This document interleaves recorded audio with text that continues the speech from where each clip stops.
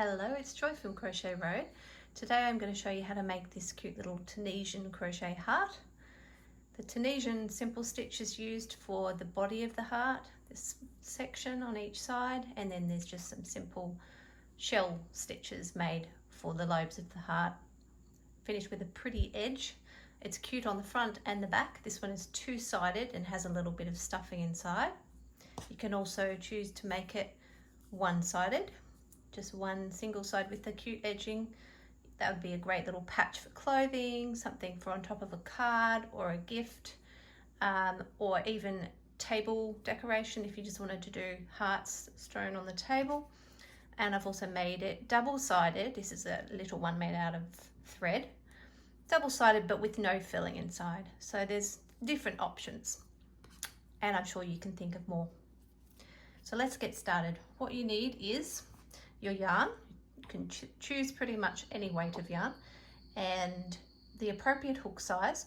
With Tunisian stitches, you don't actually want to go down hook sizes as you would with regular amigurumi, because these stitches are made they're quite thick, the Tunisian stitches, and so I'm using a 4mm hook with a DK weight 8-ply yarn, and that works quite well for this one. That's a 100% cotton.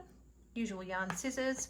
I use 4 stitch markers. These are optional if you don't like stitch markers, but if you're getting stuck, it's really helpful to have an option to use them. And a yarn needle and just a little bit of fluffy fibre or cotton balls or yarn ends to stuff your heart. If you're a complete beginner to Tunisian crochet, I do suggest you watch the previous video that's linked in the pattern, and that's just showing you exactly how to begin any Tunisian Simple Stitch project, and go through a little bit slower than what I will be with this tutorial. Now, to begin with, I like to begin with no slip knot on my hook. So the way I do this is that I grab the yarn end, wrap it all the way around my little finger, up and over my pointer finger, and pull it through, holding on with around about this much of a yarn tail. It ends up being a bit more, but yes, it's not a very long yarn tail with this particular project. And middle finger and thumb holding the yarn there. Place your hook facing down, and then make a clockwise twist with your hook and grab that yarn again with your middle finger and your thumb. You're just going to yarn over and pull through, and that's your first chain. It just means you don't have any messy bump from the slip knot on your hook. You can of course adjust that. You can make it a little bit smaller as you go, but you don't need to do that until the end of your chain length. Now we're going to chain 7, and we're going to chain loosely. So that means pulling up on your hook as you make the chain. You can see I'm lengthening the stitch, enabling space underneath that stitch, so it looks more like a teardrop shape. If you make your chain tight, for instance 1, 2, 3, 4, like so, you're not going to be able to work into the portion on the back that you need to work into, which is the little back bumps or the back bars or the spine of the stitch. So I'm going to start that again to show you again.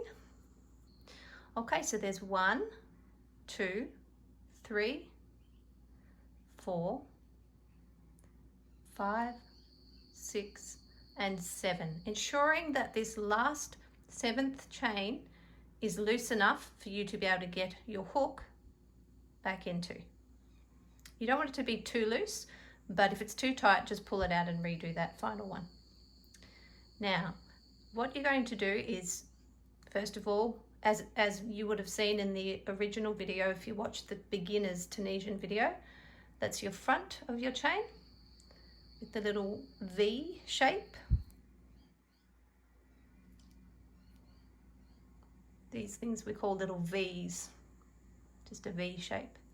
And then if you turn that over,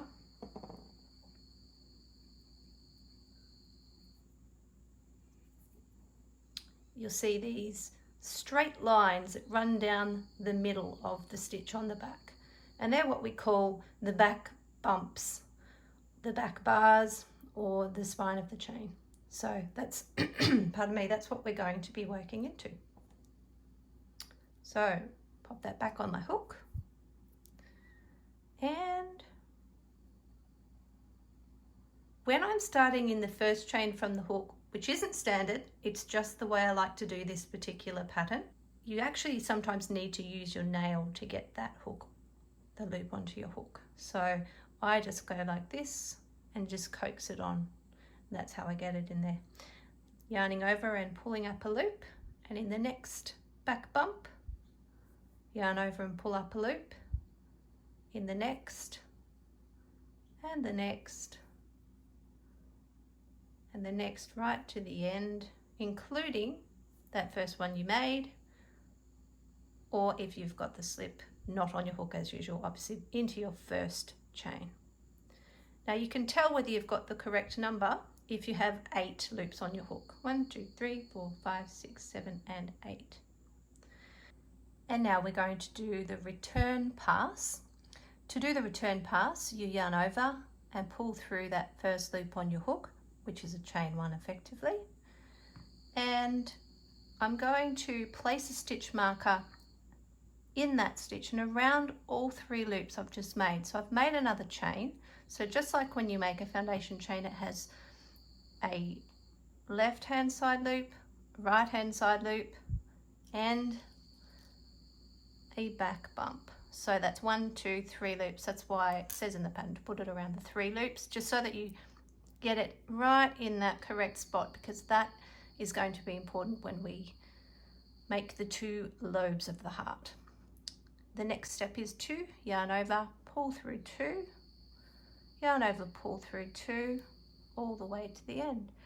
But we're going to count yarn over, pull through 2 and 4. This is the one I keep forgetting to put in. So 1, 2, 3, 4. Once you've done 4 stitches of yarn over and pull through 2, so 4 Tunisian simple return pass stitches, you're going to have a look at the chain, the foundation chain at the base of the stitch you've just completed, and again place a stitch marker just under those 2 loops of the foundation chain. That is where you're going to make the shell of one of the lobes of your heart. So it's just easy if it's already been marked, you'll be able to find it, no worries. Yarn over and pull through 2, yarn over, pull through 2, and yarn over, pull through 2. So that's the first row of your Tunisian simple stitch made, consisting of a forward pass from right to left for right-handers, a return pass from left to right for right-handers, so opposite for left-handers, and then you can see that it has these little, they're called vertical bars. So it has these little bars that run from the base of the row to the top of the row. That shows you you've done 1 row. So if you're not sure what row you're up to and you need to find that out, it's very easy in Tunisian Simple Stitch to count. You can just count your vertical bars. And now we're going to begin row 2. So the working loop that is on your hook acts as the first stitch. So this just here is the first stitch of the row. You skip that first stitch and work under the first vertical bar that you can see. Yarn over, pull up a loop. In the next vertical bar, yarn over and pull up a loop. In the next vertical bar, and the next one, all the way across until the last stitch. Then we're going to make the last Tunisian stitch, which is turning your work a little bit so that you can see on the side these 2 loops just here. You're going to work underneath those 2 loops. That's why it's so important not to make your chain 1 at the start of your return pass too tight, so that you can get your hook back into that spot. So working under those 2 loops, yarn over. Now pulling up a loop and pulling your hook at an angle like so, which will lengthen those loops so that when you do your chain 1, it's going to have a little bit more space. And that way, you don't want it to be too loopy, but you do want to have space so that you can get your hook back into there nice and easily. Yarn over and pull through 2 for the return pass of the second row, all the way back to the first stitch. And we're just going to complete row 3, yarn over, pull up a loop in each vertical bar across. I really enjoy doing Tunisian Simple Stitch. It's very relaxing. Here's our last stitch again. So again, turn on to the side, grab the front loop and the back loop of that edge stitch or the last Tunisian stitch, and yarn over, pull up a loop, pull it at an angle so that your loop is a little taller than the other ones, and then yarn over and pull through. That's just a little bit too tall, but it'll be okay. And this is the return pass of our 3rd row, and then I'll do the 4th row and show you where we put the next stitch marker. So again, yarn over and pull up a loop in each vertical bar across until the last stitch. Make your last Tunisian stitch, pull that loop up. Now it's funny, this is a bit fussy, but it's because I've made so many that I know. The 4th row you don't want to make too loopy because it will make your hole underneath your shell stitch just here a little larger, which means that then you could have your stuffing show. I like to have it neat and tidy where the holes are not too gapey, and that way you don't see the stuffing poking through. But you still want to be able to get your hook back in, so you do want a happy medium. I'm just going to make that one just a bit tighter than the other ones. And then I'm going to place my stitch marker under the 2 loops. Easier said than done on camera. There we are. And yarn over and pull through 2 for the return pass of the 4th row all the way back to the beginning. And then again, if you're not sure what you're up to, just lay your work down and count the number of vertical bars in the height of your work. So it's 1, 2, 3 and 4. So I will continue with this and I will see you at the end of row 6. So now I've completed the body of my first heart.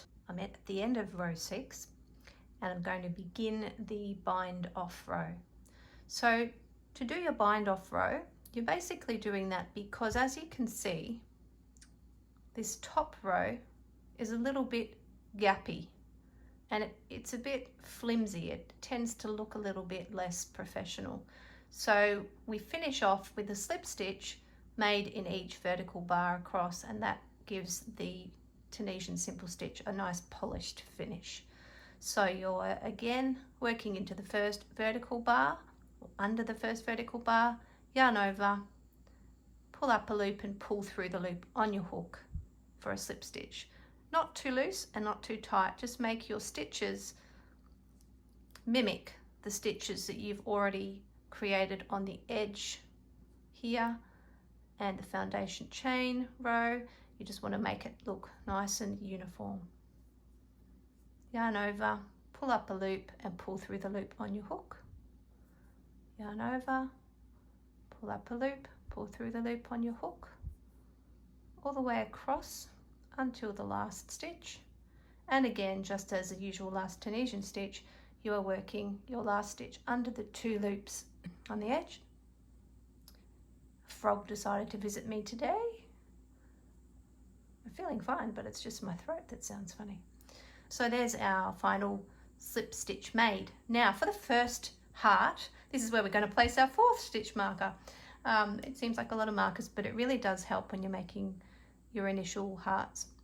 I don't need most of them anymore, but I do still like to keep 1 here, and I like to keep 1 here. So yeah, that's just what I like to do. Now we're going to turn the work 90 degrees clockwise. Because I'm right-handed, it's the opposite if you're left-handed. And we're going to make 8 DC in US terms, 8 double crochets into the marked stitch. So if you didn't use a marker, you're going to skip the first 2 stitches, counting the stitch that you've just worked into. So I'll show you what that means. So you're counting this stitch that you've just worked into as 1, 2, and you're working into the next stitch. Now to do that nice and easily, I'm going to get the stitch ready to do and then remove the stitch marker. It's no longer needed. Now you want to make your double crochet nice and tight. That gives a nice, good professional finish. So up to 2, 3, 4, 5, 6, 7, and 8. And then we're going to join into the space that you've marked with this stitch marker. So we're just going to pop our hook down into that exact spot where the stitch marker is coming out and join with a slip stitch and remove that marker because it's no longer needed either. Then we're turning our work again 90 degrees clockwise to work into this side, and to create the second lobe of the heart we're going to do another 8 double crochet shell into the 3rd stitch this time. So counting the stitch you've just worked into, this one's the 1st stitch, you're skipping the 2nd stitch as well, and the 3rd stitch, did I just say we're working into the 3rd? Sorry, we're working into the 4th one from the hook. But if you've marked it, you don't need to count, and that was the trickiest part for some of the testers. Some didn't struggle at all, but others just found it a little bit confusing. So I'm going to make 8 double crochet shell. That tail's liking to get in the way there. Now see, I've made that one a little bit too loose. I'm going to do that one again because I don't want this to be gappy at all, because otherwise the stuffing, the polyester fibre fill that I'm using, might show through. So just pull a little bit tighter on that initial loop before you yarn over, and then place your hook into the indicated stitch. 1, 2, 3, 4, 5, 6, 7, and 8. And that is the last of the last stitch that needs to be made for your first heart. So as you can see in the instructions, it says first heart only, fasten off, so that means to cut your yarn, to pull up loosely on your hook so that the yarn strand comes through the stitch you've just made, and then to create an invisible join, you join in the 2nd stitch of the body of the heart. So we'll thread up our yarn needle. We're going to skip the 1st stitch along this side and work under the front and back loops of the 2nd stitch. Nice and loosely, not pulling too tight yet. Then we're going to work back into the stitch just made. We're going to work down through the loop of the stitch back that you've just made and the 3rd loop of that stitch. And also, a little bit tricky, but you will get this, it's just a bit of practice. Also going to go through the front and the back loop of the skipped stitch. So that's the 1st stitch of that side. Now, the reason that we did not do a turning chain at the beginning of our foundation chain is that there would have been the position for it, and it would have made it difficult. It does make it difficult to count. I initially had that extra chain at the beginning, but it was just looking messy and it was getting quite difficult to count, so we removed it from the pattern. and pull nice and gently so that you are creating a fake stitch, so to speak. So it looks perfectly like the other stitches around it, and it's easy to work into when we're joining the two layers together. We want each stitch to correspond with another stitch. So now that those ends are ready to be woven in. You can choose to cheat if you're going to make a double-sided heart, and you can just tie those ends together. I'm just going to quickly weave them underneath, and that's fine.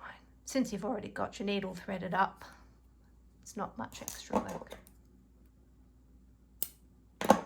And of course you leave that stitch in place so that when you join the two layers together, if you're making a double-sided heart, you're going to be joining from this position, and I'll show you that shortly, and that's the corresponding stitch you're going to work that first slip stitch join into.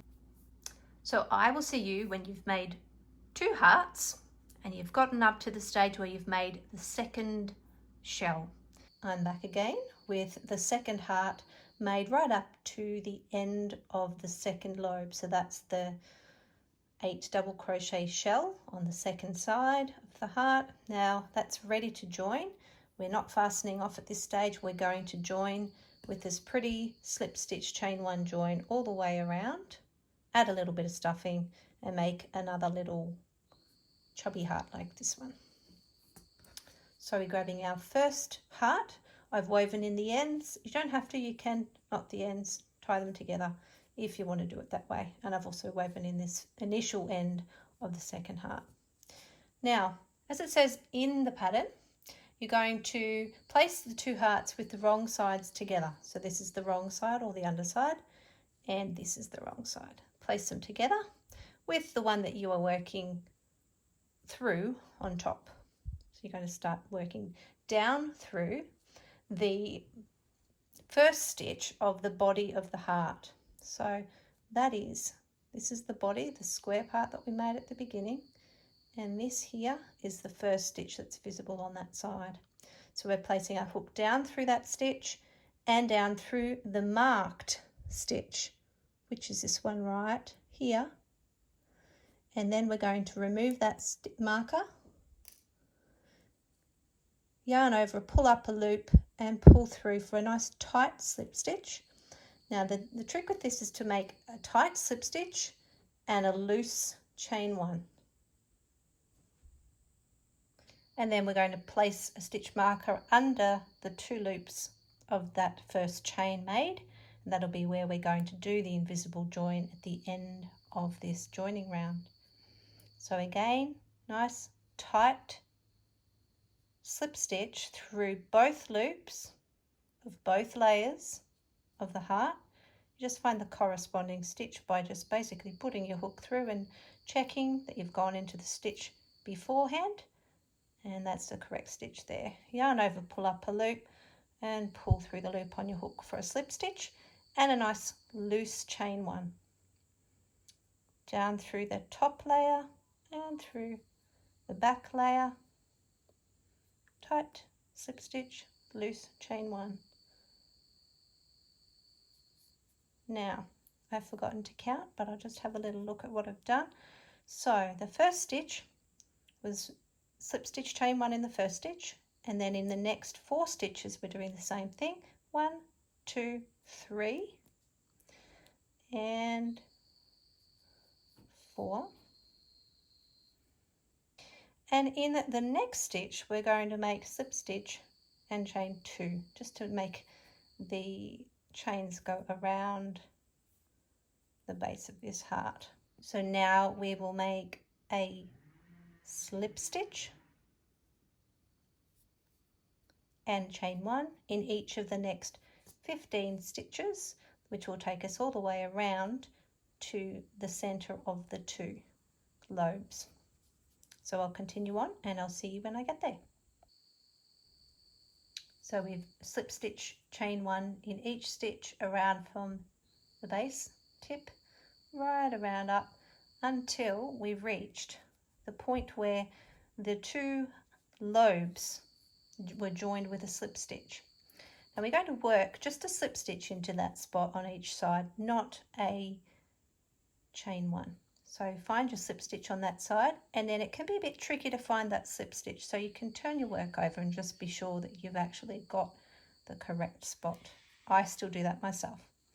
Yarn over and pull through a nice tight slip stitch. If you would like to, as I would like to, you add a little bit of polyester fibre fill stuffing, or as I say in the pattern, you can use whatever you like. You can use old yarn ends that you might have if you keep your offcuts of yarn. You can use cotton balls, or you don't even have to stuff them. I think they look quite cute when they're just a almost three-dimensional item, but it's up to you. And I like to just keep it fairly soft. That I think looks really cute.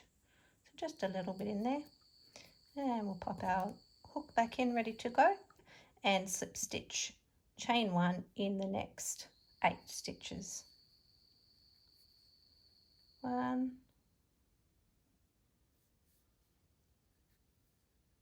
2,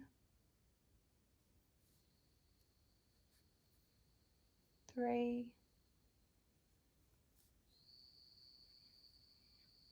4,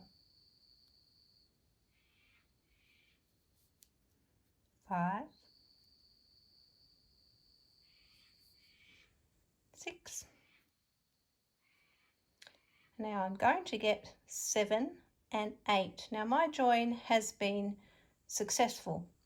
However, if it had not been, which has happened when I've been working on this pattern, there is a way to fix it without having to undo everything. You can, if you're happy to do this, it doesn't look bad at all. If say I only had 1 stitch left here, I would work these last 2 slip stitch chain ones, 1 and this one here, into the same stitch. And it's not going to do it for me, is it? Back into there. Slip stitch chain 1, slip stitch chain 1. And that is actually going to look perfectly fine. It's not going to be perfect, should I say. We don't really need it to be perfect, but it is still going to look fine. And if you've got 2 stitches at the back and only 1 at the front, you can do the same thing. You can work your slip stitch chain 1 and then go back into that same stitch, but a different stitch at the back to finish up. There's ways of getting around little errors that we make like this if it's not that important to you.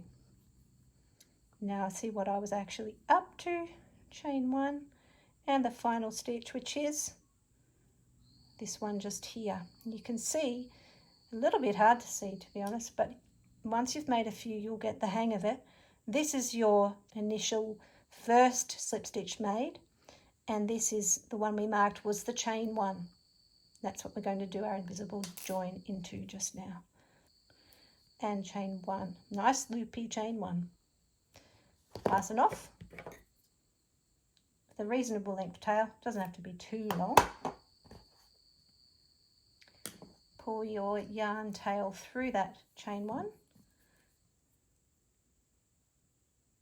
Thread up your needle. And again, same as we did with the first heart when I showed you the invisible join, we're going to do the same procedure, but just into a chain stitch instead. And it's very much the same. So you go through both loops of that chain stitch, and don't pull it too tight. You can remove that marker because it's no longer needed. Now you've made that first pull through, and then you're going to go back where you were. Underneath this loop and through the chain 1 you've just made at the end of this round. And then we're going to work under the slip stitch. That was the skipped first stitch of this round. So I hope that makes sense. Your invisible joins are made into the second stitch of any round as a general rule. and then you're working back under the skipped first stitch. Now, because that slip stitch is what we're mimicking, we're going to pull it quite tight.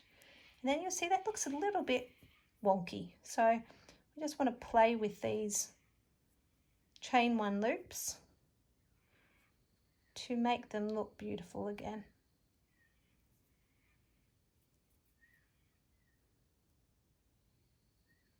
I'm pretty happy with that. So there you have it. And before I completely finish, I will weave that end in. Now I like to grab the fabric you've created underneath by just, you can feel with the needle that you're just grabbing into those stitches. You don't have to do that, it's just a way to anchor this loose end. And when you come through, don't pull it too tight so you don't get any puckering. And then go down a short distance from where your needle came up so you can mimic a stitch. Say this one just here, we might mimic. We'll just go back down into the heart here, and then again come up a short distance away. You pull on the strand of yarn a little as you cut your yarn, then the end will just bounce back into your heart. And as you can see, there are two sides